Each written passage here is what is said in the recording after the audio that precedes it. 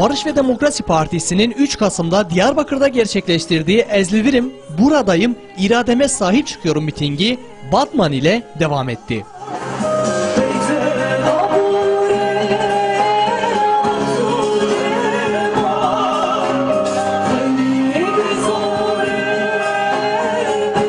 Farabi Hastanesi önünde yapılan mitinge ilgi büyük oldu. Sırrı Süreyya Önder kitleyi Kürtçe selamladıktan sonra Türkçe konuşmasını sürdürdü.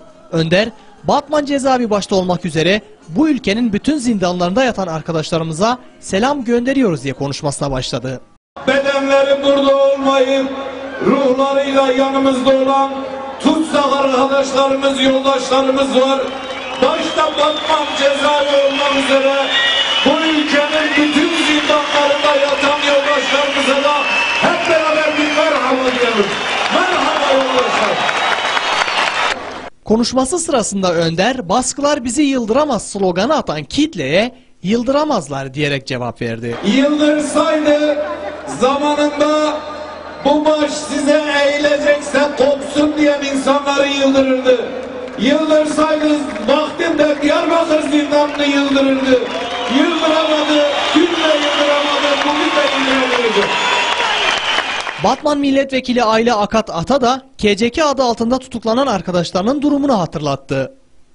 Sayın Vekilim söyledi, aramızda olmayan KCK adı altında tutuklanan tüm yoldaşlarımıza selam gönderiyoruz.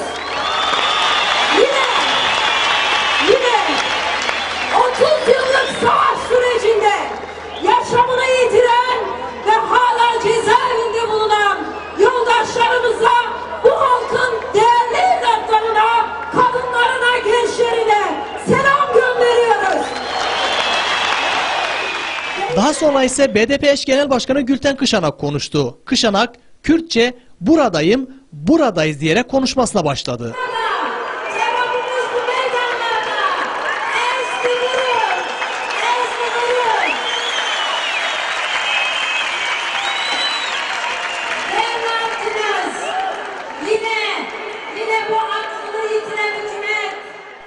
Abdullah Öcalan'ın avukatlarıyla görüştürülmemesine de değinen Kışanak, barış elçisi Öcalan'a rehine muamelesi yapılıyor dedi. Bu halkı önderliğiyle arasındaki bağı koparacağını zannediyor. İşte Batman, işte halkımız, işte irademiz, işte